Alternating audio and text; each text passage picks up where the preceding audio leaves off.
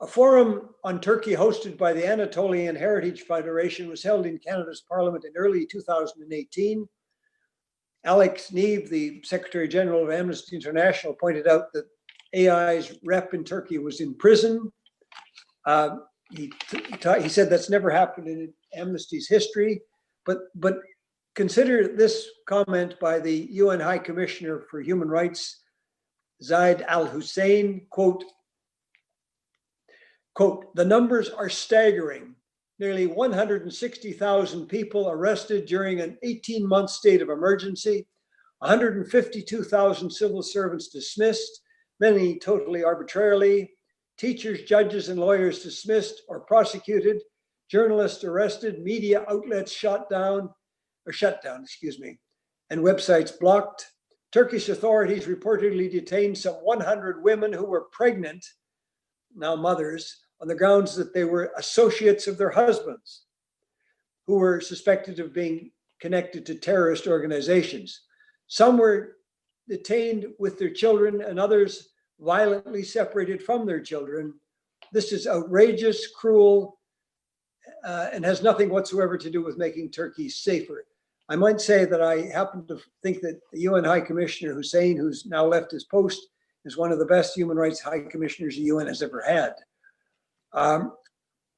We heard a lot today about the unleashing of the campaign to destroy the rule of law.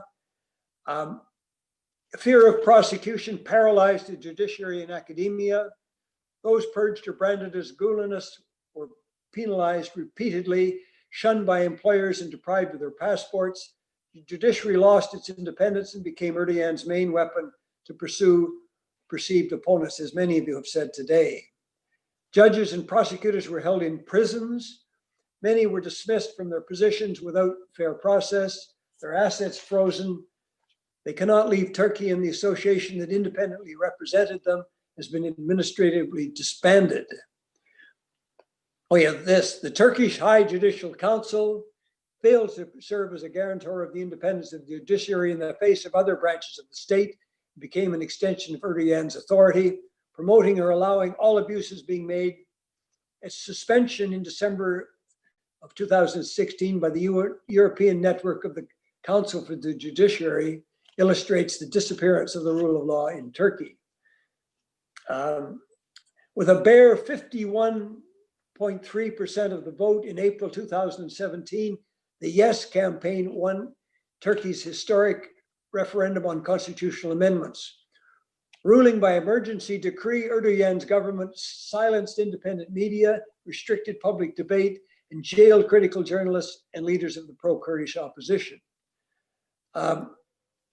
As you all know, and I think some of you have said, the parliamentary system in Turkey was transferred into an executive presidency, one-man rule. Human dignity, the rule of law, and the judiciary was threatened when Erdogan was given power to suspend ministers, legislate by decree, dissolve and reconstitute parliament, and control judicial appointments. Freedom of the press vanished. Writers, editors, critical of the government were fired and replaced by government propagandists. Staff on the few newspapers struggling to remain independent were jailed. It's now a crime to insult the president, the flag, the republic, or the nation. Erdogan's team of lawyers, prosecutors check social media. Police arrive at critics' homes. More than 46,000 people have been prosecuted under this charge. Many lost jobs and were imprisoned. About 15 million Turkish citizens were caught up in the criminal justice process as witnesses or defendants. There are 7.5 million active criminal cases in Turkey. In refusing to accept the Universal Periodic Review's recommendation, I skipped that. You're probably all aware of that, but the president refused to acknowledge the key issues in that Universal Periodic Review, and but in refusing to accept the recommendations, Turkey's justice system will remain under political control of the presidency, the AKP. The prolonged detention of human rights defenders, Osman Kavala and Salihattin Demetrius, I'm sorry how I pronounce the names, illustrates the impact of political court decisions along with Turkey's readiness to flout the binding judgment of the European Court of Human Rights. So in conclusion, Turkey's citizens deserve to live in a functioning democracy with the rule of law. Erdogan seems determined to remove all elements of Ataturk's secular state.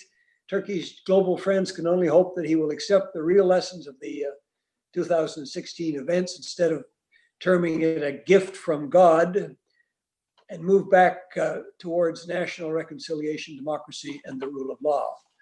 Thank you. I don't know how much longer we have for discussion. Maybe, would anyone like to make a comment based on what they heard from any of the other speakers until we run out of time? Who would like to go first?